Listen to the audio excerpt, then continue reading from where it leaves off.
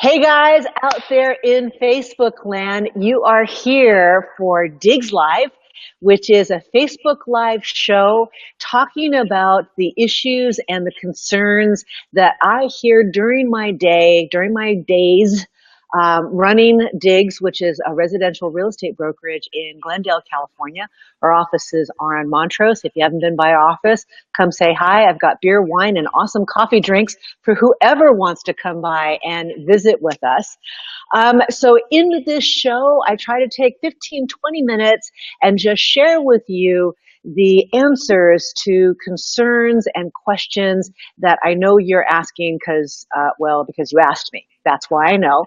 So today I'm like super excited. This is the first time I've been able to do this show, and it's not just me going talk, talk, talk, talk, talk. Who needs to listen to me? Not that many people. I actually have the ability to bring on guests to unleash some learning and some knowledge on y'all that doesn't come from just my little head. Today, I've got Mike Allegra. Am I saying it right, Mike? You nailed Mike it. Allegra? You Mike got it. Allegra, thank you. A homeboy from Santa Clarita, California. And he is the IT manager and the IT, and for those who don't know, IT means information technology, otherwise known as massive computer nerd to the rest of us muggles. And he is the IT manager for Glenoaks Escrow, which is how I know them.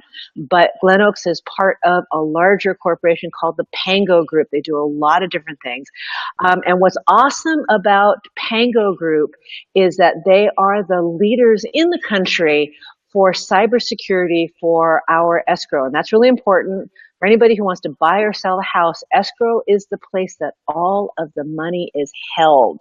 And so if they don't have great security, it's just bad news bears. So because they're such experts, I asked Mike to come on the show, and I told him to keep it for us, muggles. We're not computer people, Mike. Remember, I told you that.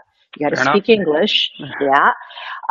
And he's going to give us a little taste of what the cyber issues are, not only for escrow, but we might get, if time allowing, we might get a little bit into just common day use, protecting our inbox, right?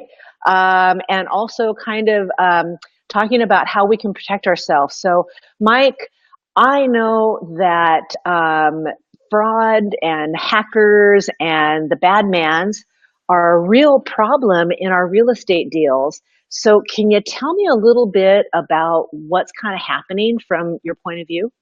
Yeah, absolutely. So, I mean, it really is a very kind of scary time in the industry.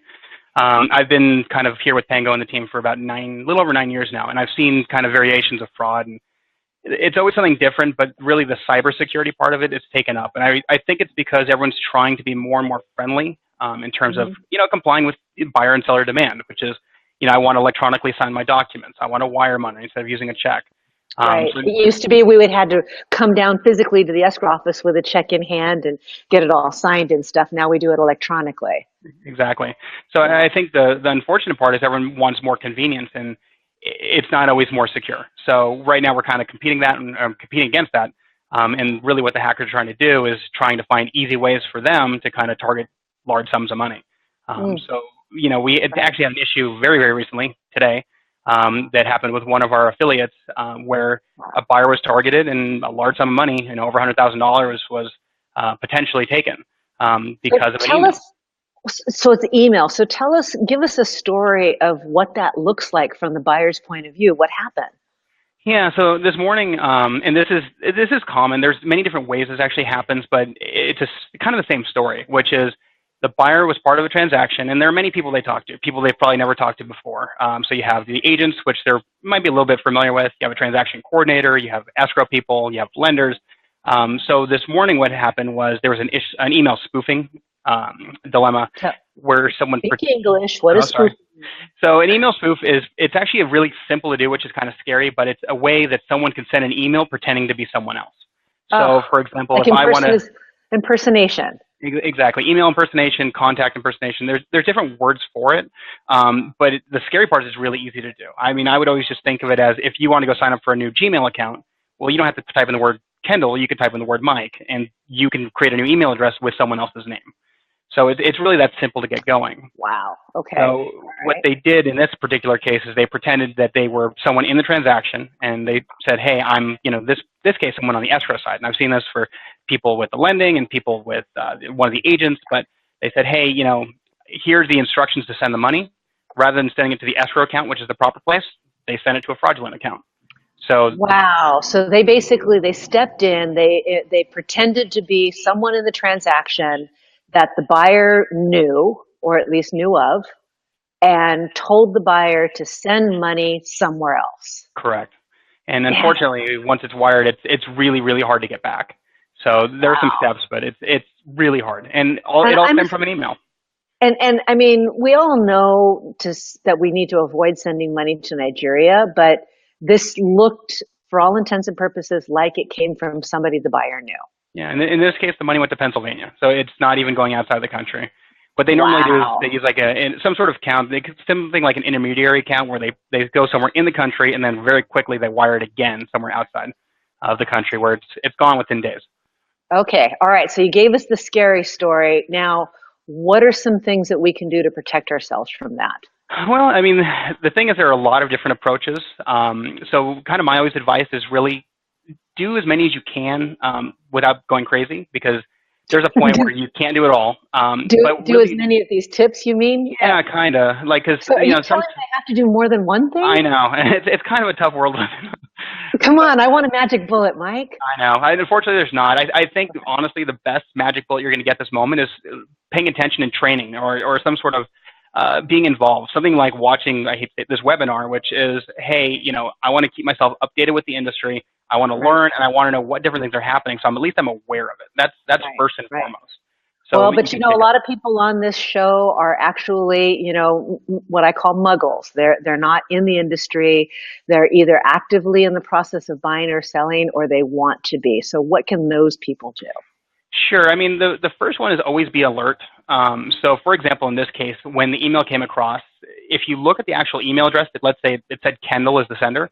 Mm-hmm. Right next to it, if you look at the email address, it was a Google.com account, which didn't match any of her previous emails. Her previous emails Mm-hmm. came from the escrow company.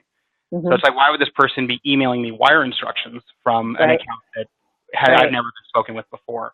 Mm-hmm. So I'd always be skeptical of that. And in the same line, I'd always look at the links that they send you. If they send you any sort of attachment or link, if you're not expecting it, don't open it. It's probably malicious, and just be careful. You can always take your mouse, hover over the top of it, and it'll tell you if it's going to the actual place that sent it. Like it's a little verification. Okay. But aside from that, I think another big thing, whenever you're dealing with money and funds, always just pick up the phone. I hate email's easy. It's great. It's very convenient. Right. But if you're getting instructions from someone or you're receiving instructions from someone, always follow it up with a phone call before you actually do the wire. Always, always, always. Yeah. So that's a big one. Don't take instructions to send money anywhere from email, right? Absolutely. Or just go and verify it, very quickly. Say, hey, I got your email. This is exactly what it says, the account number, the routing number. I just want to make sure that everything is legit. That's a pretty easy way to protect yourself. Just use the phone. Ooh, yeah, it's call. Kind of crazy, I know, in this world. But yeah, it's the small things like that. Okay. All right. Now, are there other ways that the hackers, or the bad mans, as my kids used to call them, might insert themselves into a real estate transaction, or is it just the wiring of money? Well, the wiring of the money is always like their gold pot, I guess I would say, like really what they're searching for. They just want to get that lump sum. But it's more interesting of how they get to it. So what they'll typically do is, let's say, they'll look, they have like the databases and programs looking for different people in an industry. In this case, the real estate industry, and they'll look for all these agents or all these transaction coordinators and say, okay, well, I'm just going to try to spam them, or I'm going to try to get a virus on their computer and see what they're doing. If they get in, it's very scary because they're involved with the transactions and everyone attached. Okay. So on their side, let's say I'm talking the agents and the transaction coordinators, always security is key. So I guess this could go out to the buyers and sellers too, but get a simple antivirus. Make sure your computer's always up to date. I know updates are annoying, but updates are actually really good to prevent security problems. And then you could always move on to passwords. Passwords are critical. So, one of the things I always recommend is if you're going to do a password, don't make it a silly little, 4-character password that's, 4 digits in your phone number or something. I personally, I use Yeah. like song lyrics, and I try to make them as long as possible. The longer the password, always the better. So that What always did you helps. say? Song words? Yeah, it's like song lyrics, Oh, song lyrics, band names. really? Oh yeah, just something that you'll remember so that you don't always forget it. Um, You know, but I string them got together and just make it, 15 characters long, something that only you would remember. interesting song lyrics. I hadn't even thought about that. What are some other ideas for strong passwords that you can remember? That's always my go-to. One of the things I think's most difficult, really to be safe, you want to have your most important accounts with their own unique passwords. So Right? what that means is, let's say you do all your business from your Google account. Make sure Hmm. your Google password doesn't match your Facebook password. Keep them separate. So you know Okay. that if one thing gets compromised, that they can't go ahead and compromise the other. Right. So that's always a good practice. And if you're signing up for like stuff online that you're not super familiar with, you're signing up for an app on your phone, Hmm. don't use your biggest and most important passwords on those. Just put those somewhere else and keep things kind of unique and off to the side. How do you remember all of these passwords? I mean, I'm a middle-aged lady with memory challenges. What tips do you have for us there? That is a challenge on its own, that's for sure. So there are some more advanced solutions there. There's a thing called like LastPass or OnePass. I love LastPass Yeah, myself. they're phenomenal, and what they are is their applications are built around a website where you can go log in, you create what's called a master password, Hmm. and you only have to remember that one password. And every site you visit, it creates a new unique password for you, and it manages it. So you try to go log into that site, and it says, "Hey, Ooh, yeah. See, I haven't done that. yeah, The password that I'm always afraid that I'm going to lose access to LastPass, yeah." and that happens, I'll lose access to those. Like, ooh, Well, you're absolutely right. You do lose access to every single one of them, so you have to be careful. But with that right. said, it's a very powerful tool if you can use it and utilize it that way. And I know it's Okay. available on all their phones and computers and Yeah, tablets. it So is. So, guys, if you're curious about that one, that happens to be one I use. And the reason I use it is it's free. I love free. So, it's lastpass.com. And what's really cool about it is that if you go into, let's just say that you log into Amazon.com for the first time after you launch LastPass, and you log in and you type in your name, you think, LastPass will recognize that it doesn't have the password for Amazon in your account. It'll say, would you like me to save the password for this one? You say, yeah, I do. And then the next time you go to Amazon, it will fill in your name, your login name, and your password for you automatically. Super cool. Love that. And it's on my phone, it's on my laptop, it's on my iPad, it's everywhere. So it's super cool stuff. Any other tips that you might have for us? These are some really good things. I hope you guys are all getting this. It's pretty awesome. yeah, I mean, I think there you can always go off and really get more advanced with like multi-factor authentication or multi-step authentication, which might Whoa, be whoa, whoa, whoa, whoa. I Okay, know. English again. English. Yeah. So what that something like that would be, it's very simple. You log into Google for the first time and you put your Hmm. password in, and it texts you a code to basically verify that you have your phone on you and you know the password. It's two different types of authentication. So that one's pretty Got it. nifty. But It is pretty nifty. For those of you who have a paid Google account, your administrator can do that very easily.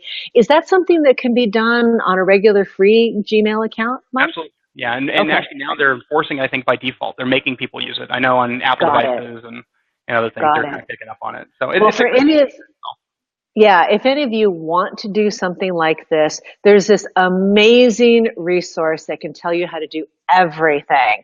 It's called YouTube. Go into YouTube, type what is it, two factor? Yeah, it's got multiple names. So two-factor, multi-factor, two-step. Okay, two-step or multi-factor authentication. That's a $6 word right there. You got it. Put that into YouTube, and there will be a plethora of videos that will show you exactly how to do it, whether you're on Gmail or Outlook or Hotmail or Yahoo or even AOL.com. They That's have still that, around? right? Yeah, I think it's still around. A few people still have that Yeah. address. It's okay. We're not judging you too much at all. Okay. Um, Mike, this has been an awesome education event. I really appreciate you getting in touch with us. Is there a way that people can get in touch with you? Do you want them to? Oh, absolutely. Okay. I'm always happy to help answer questions, Okay. especially in the industry. So, best way Okay. find me is just going to either our website, pangogroup.com. You can reach me from there, or if you want to email me direct, it's just mallegra at pangogroup.com. Okay, excellent. Can you repeat that one more time? Sure, it's mallegra at pangogroup.com. Awesome, awesome. Well, I really appreciate you coming here onto DIGGS Live. I think we did some great learning out there. And, you know, if there's more questions, please put them on our DIGGS business page. I'll get them to Mike. We'll get them over to you. Or maybe if there's enough questions, we'll bring you on for another guest spot. Absolutely. Awesome. All right. Thank you so much, everybody. Really appreciate you being here on DIGGS Live. This broadcast will be available on the DIGGS page if you want to see it again to pick up some tips that you might have missed, or you can email or reach out to us. You can reach me at Kendall@GlendaleDiggs.com. That's with two G's, GLENDALE, DIGGS.com. We look forward to talking to you. And as always, we look forward to seeing you around town. We'll talk to you later. Thanks, guys. Bye.